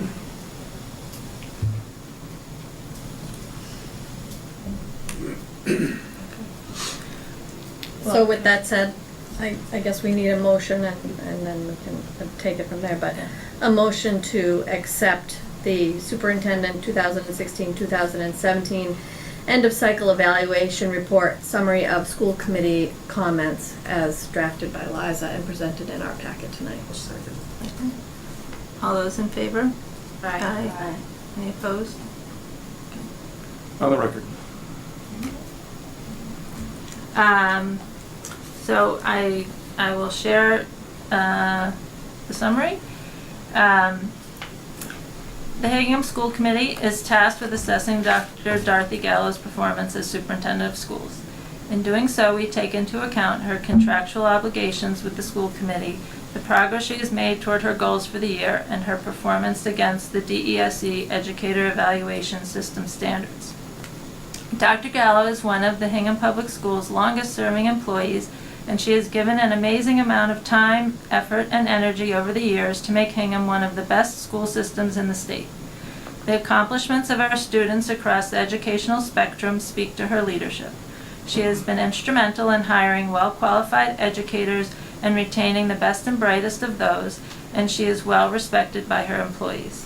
The Hingham Public Schools have a broad range of curricular offerings, well-maintained facilities, a financially well-managed budget, and a wide array of co-curricular and extracurricular programs. We have all observed Dr. Gallo's work ethic, dedication, and passion for public education. She possesses a wealth of institutional knowledge about Hingham Public Schools that cannot be equaled, and which helps her to successfully navigate the complexities of town government. Many positive things have happened in the Hingham Public Schools over the past year, including the following: the hiring of a new assistant superintendent who successfully implemented the social emotional learning and professional development programs, as well as other initiatives.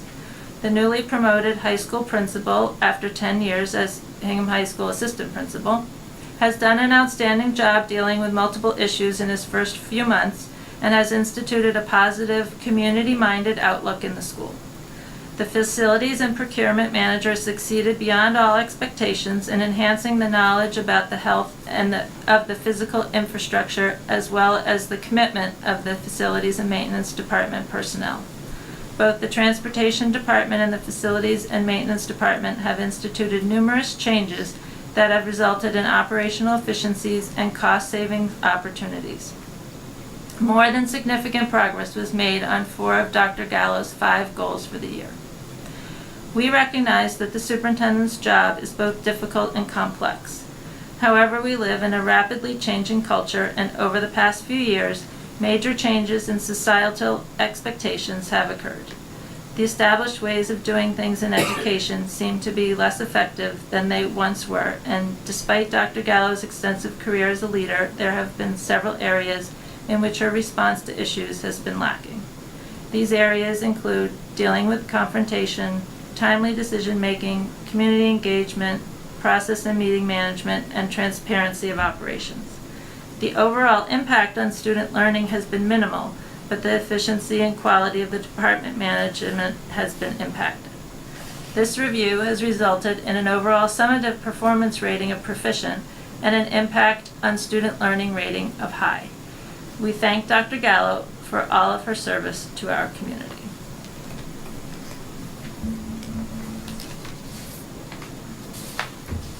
Thank you. So that concludes the evaluation process. We'll move on. 6.4. To receive notification of the overnight field trip of high school students to Spain and Italy on April 2019.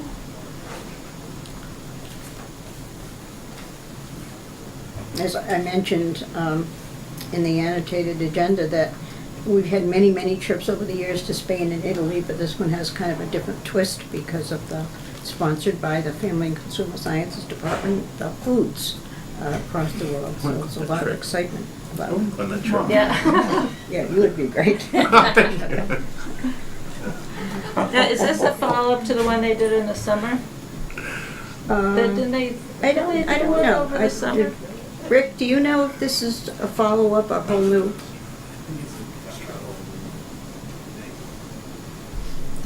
I'm sure it can be arranged, Jamie. Hmm? They probably need Yeah. chaperones or something.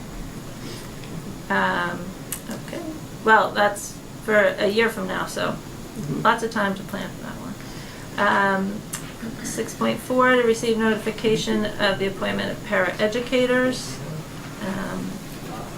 Arlene Moynihan at Foster School, Melinda Grabowski and Jeffrey Weimer at Hingham High School, and Catherine Ponte at Foster School. And then receive notification of the appointment of William Mason, custodian at Hingham Middle School. And then 6.7, receive notification of resignation of the Assistant Food Services Director, but we've since replaced her, correct? No. Again? This is the No, second this is the one. second one? This This is is the the second replacement. one this fall, Oh. yes. And paraeducators at Foster and Hingham Middle School. Then 7, other items may not reasonably known 48 hours. We do have something for 48 hours. On Friday, Dr. Gallo shared with the community information from the planning board regarding the review and public input of zoning issues related to recreational marijuana. And the planning board is discussing this now in preparation for preparing any bylaw changes for town meeting, and the zoning bylaw changes have to be in December 1st. And we also received an email from Hingham Cares about information on that. So I have been asked by Hingham Cares if we as a school committee would want to take a position on, to make our recommendation to the planning board on what to consider for recreational marijuana sales in Hingham. So I wanted to bring that up tonight, that for at our next meeting, if we wanted to write something for that, we could prepare it for the next meeting. Is anyone going to the meeting tomorrow? I wasn't planning on it, but They're not taking any kind of vote tomorrow? no, the vote is not until, I think it's December 1st or something. December 1st, they have to bring it to the board of selectmen. Yeah. Very definitely, the meeting last week and the meeting tomorrow are to get community input. This is a huge interest, a variety of opinions on all sides, and so, our community, I think over the last few years has done a good job at trying to get input on topics of high interest. And the meeting last week was not as well attended as I think they had hoped that it would be. And so that's the reason for making this other outreach, to try to get community members there. I'm going to ask Jamie in the morning just to push out another thing over Facebook, not with respect to a position on this, because that would not be our role, could be your role, but it would not be our role, but just to get people to come to a meeting that's important to everyone. Well, I certainly would support a statement by the school committee on this topic. I think it's very, very important that we do, whether we agree or not. I think we should discuss. I absolutely agree.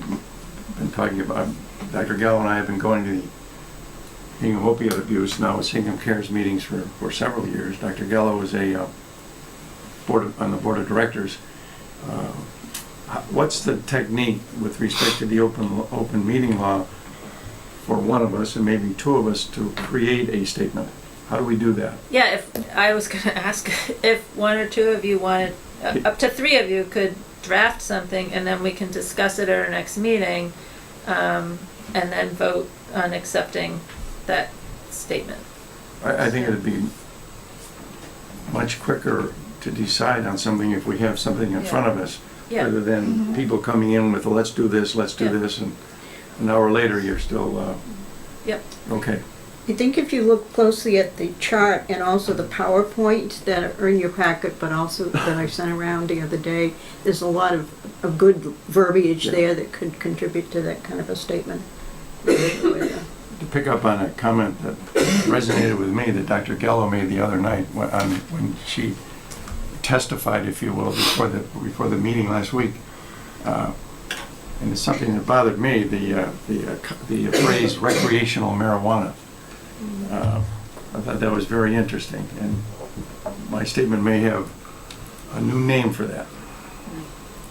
Well, I also watched the planning meeting, and I really thank you for standing up, Dr. Gallo, and I appreciated everything that you said.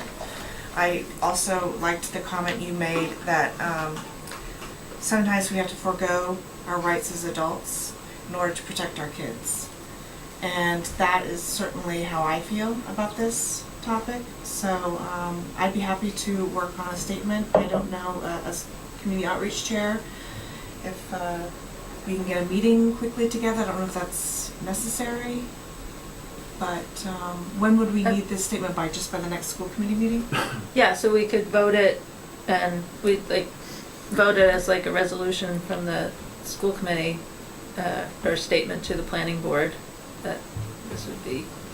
Well, I need another job like you need a hole in the head, but it sounds like you're raising your right hand. Yeah. No, I need What is some. your I right need. hand? I need a couple of Would you, supporters here. how about if we sent, is it Yeah, if the two permissible? of you wanna work on it. No, is then- it permissible for an individual to send a statement to another individual? And use K as the clearinghouse, right? I think, Ed, if you sent Kay Okay. your points, and then We're allowed to Kay, go- if you okay. can draft something, Let's do something, yeah. and I don't think it has to be All right. lengthy, No. but, yeah, I mean, I agree that it's we don't need this in our town, we have enough Well, challenges. and so, of- yeah, and so people understand, this has got nothing to do with medical marijuana dispensaries. This is solely to do with recreational. And that should be in our statement. So that, we have to be very clear, because there is a Yeah. big distinction between Yeah. those two. This is only to do with non-medical, Sounds good, thank you.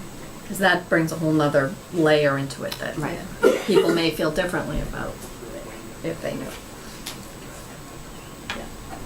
Okay, so then at our next meeting, we'll review, make sure everybody's comfortable with it, and then be able to provide our input to the planning board on the issue. Thank you, Kate. Well, I'm not sure everybody's gonna be comfortable with it, but we'll come up with a statement and open for discussion. To discuss, right? I hope everybody's gonna be comfortable Well, with it. I'm but you perfectly never know. comfortable with, of the direction that Yeah, what Kay mentioned, Yeah. and of what Dr. Gallo mentioned, and I think if we keep it And I- specific about the students and. Do we want to give some direction to the planning board of how we would like to see? I mean, I just want to get a kind of a feel for the statement, or is it basically more of a generalized, we're not trying to be persuasive, but, you know what I mean? Because when you look at the chart, I mean, there's a lot of different ways that this planning board can go on this subject. So my question is, do we want to somehow incorporate in our statement where we would like to see that direction go? yeah. Yeah, Yeah. Yeah, I think so. That's- I should think, be resolved, Okay. Yeah. the conclusion, yeah. All right. So you can draft something. And I do have Share with us the what- PowerPoint and the chart in a bigger form, so I can give you the paper for those if it's easier than working from the screen.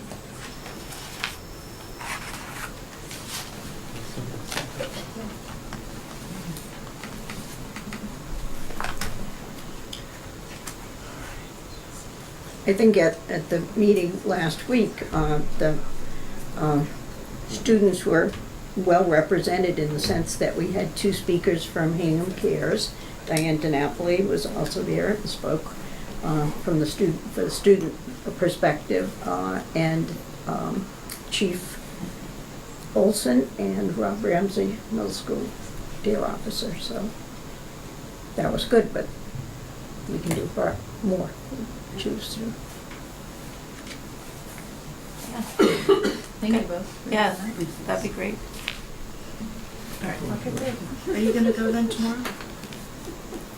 I may. Tomorrow's a long day for us, but I'm gonna try. Yeah. It's great that the HCAM video is out there and that we got these materials because I wasn't tuned in enough to. And pay tomorrow, I attention. believe there's a selectmen's meeting along with the planning board. Okay. Planning board being, the marijuana being the important issue, and then the selectmen, I believe, is on the water plant. So fortunately, they're at the same time, which might also affect audience and Yeah. viewership.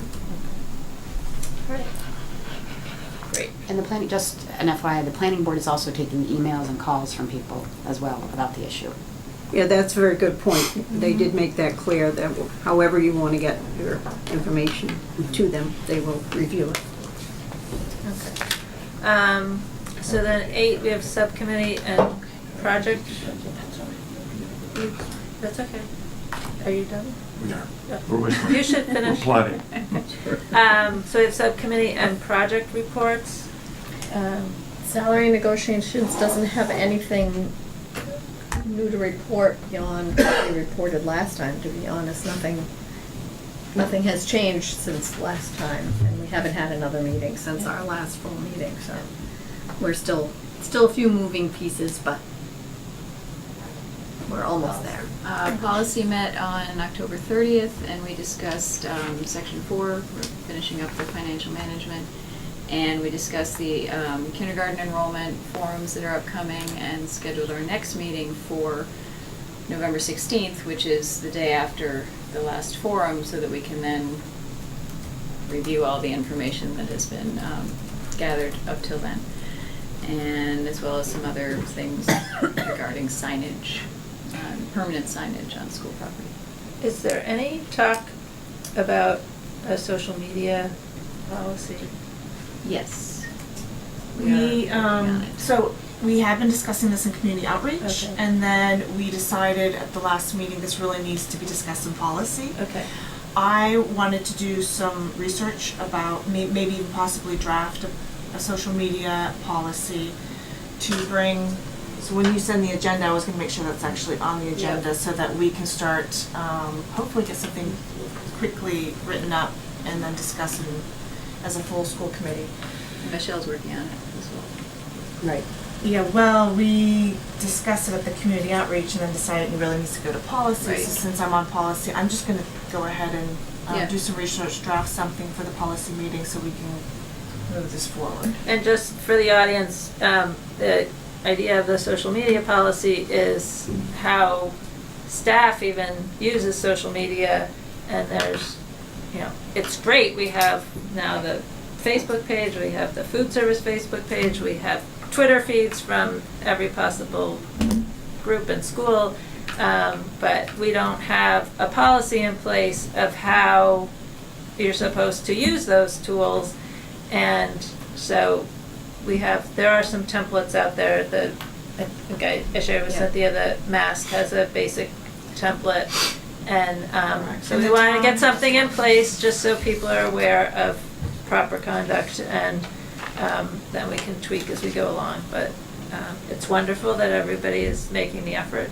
Just want to make sure that it all goes smoothly and we don't have challenges. So yes, the answer is yes. we're Great. working on it. Yes. Thank you. Okay. And so on the note of community outreach, our next meeting is November 28th. We just recently met. We had a presentation from the company, consulting company Stacker. I was really impressed. I don't know about my colleagues, but They did an excellent job about, just kind of telling us what kind of services they offer. The first step would be what they call the discovery period. So really to do forums, telephone calls, surveys, basically an outreach to members of the community, students, teachers, to find out how do people use our website, and are we meeting the needs that people are, when they're searching our website, are they finding the information that they're looking for? Are they actually going to social media because they're not? So it kind of give us a direction of, is our website up to par, what we want it to be, or do we actually need to revamp it or even start anew? So at the next community outreach meeting, we plan to discuss it further about what we heard that day and take it from there. So. Good. Long-range planning, we'll have our next meeting this Wednesday, early evening, 5:15. Liza, were you going to bring up the CPAC meeting, or you want? CPAC meets this Wednesday, same day at 7 p.m. at the library. Long-range planning is here in this room. By way of some announcements, would like to remind people the Thanksgiving Giving Fall Family Sports Day, sponsored by SNAP, the South Shore Special Needs Athletic Partnership. It will be Sunday, November 19th, 3 to 5 p.m. at the South Shore Sports Center. Fundraiser, wonderful group, should be a good time. A couple of other quick announcements. I didn't mean to put Mr. Swanson on the spot. When I spoke with the athletic director earlier today, Jim really wasn't sure what time the football game is Friday night because there was some question of some cancellation. So so the Hingham will host. He's been hard at work on Command that. decision. Yeah. Just confirmed about an hour ago that it's going to be 6 o'clock. Okay, so Friday night, Hingham will host Stoughton, a home game, 6 p.m. Friday night. Thank you, sir. And lastly, just a couple of thoughts on the Thanksgiving Wednesday, November 22nd football game in at Fenway. Tickets are available at redsox.com. And as far as transportation is concerned, there's been some thought by some of the booster groups to have some buses, but that still is, as I understand it, as of this afternoon, still up in the air. So I'll let you all know in 2 weeks. Thank you. Do you have anything on Foster School Building Committee that you are at liberty to share, or is that not? Well, no, there was 2 borings, holes in the ground were accomplished at Foster last week in much less time than they needed. One spot behind the tennis courts was a slam dunk. One of the concerns that a couple of the members of the committee had was damage, if you will, to get a drilling rig into the hill, but they were it was cleverly done. They followed a path and went over and took a peek at both times. And we should get a report. Back from them. Oh, I suspect in 2 weeks. Within 2 weeks. Okay, great. We'll see. And just for special ed, we haven't met, but we should talk about scheduling something. And CPAC, they don't have a board meeting, but they are having a presentation Wednesday night with the police officer who's appointed as the special ed liaison, community liaison, and then also report on the 504 plan update work and Heather Rodriguez is doing that presentation. And that's 7 p.m. at the library. Right. Yes.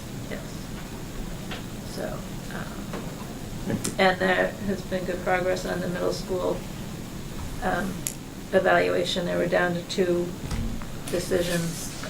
That was the latest that I heard, so I'm not sure if did they finally. No, so it's down to 2, and I believe both firms, we had additional follow-up questions for. Is that correct, Liz? Yeah. So there's a meeting on Thursday at 8 a.m. Great. for the final selection. So that's good. Yeah. Okay. So now, number 9, we have adjournment to executive session, not to return to open session. You want me to read it? For the purpose of 1, discussing collective bargaining with the Administrators Association. 2, discussing collective bargaining with the HEA Unit B, Paraeducators Association.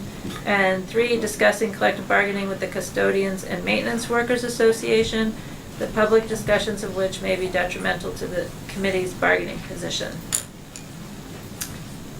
Second. All those in favor? Aye. I Aye. All right. Aye. Aye. Aye. Thank you.